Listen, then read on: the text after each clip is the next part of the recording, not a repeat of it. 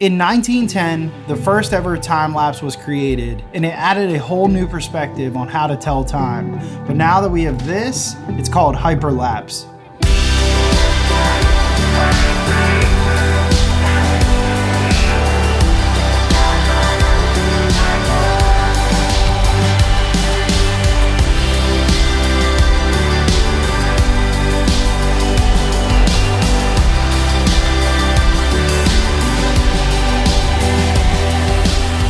What's up guys, welcome back to the channel, and today I'm going to be talking about how to create cinematic hyperlapse videos on the Mavic 3.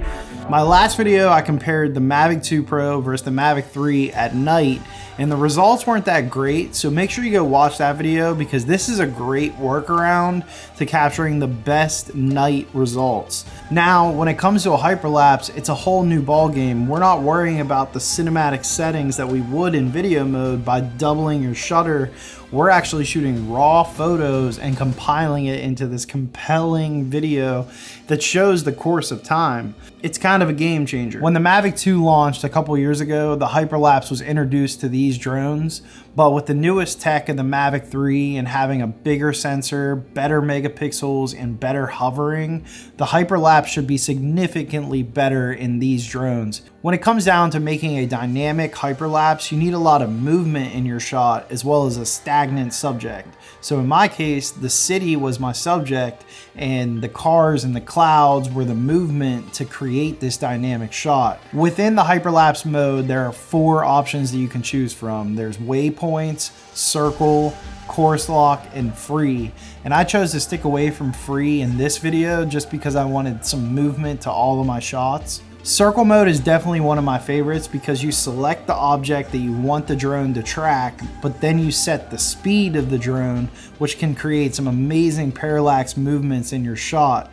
But there is one downside, there is no elevation change, so this could be limiting on what you want to capture. So if you want some elevation change to your shots, you're gonna have to stick to waypoints, which is a cool feature because you set certain points within your time lapse to start and stop, as well as midpoints to create some dynamic movement.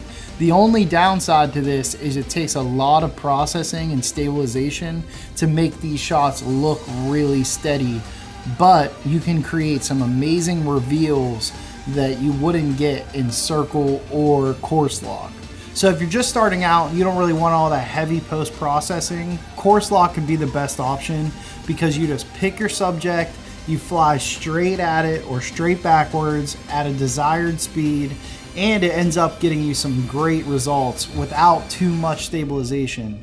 So here's a couple tips and tricks to help you film your next hyperlapse. Number 1 is to always use an ND filter if you're flying in the daytime to help create that motion blur. Number 2 is to always film in RAW and not JPEG because it adds so much more possibilities to color grading in post. Number 3 is when you're flying at night, I found that 1/4 of a second is kind of the sweet spot. Number 4 is make sure you film long intervals, like anywhere from 12 to 15 seconds. It takes up a little more battery, but with the Mavic 3's battery, it's very good and you can get about 2 time lapses out of 1 battery. Last but not least, if you guys found this video helpful, please go subscribe to my channel and like the video. It makes the world of a difference. I'm going to be putting out more Mavic 3 content as well as some other filmmaking gear. And until next time, peace.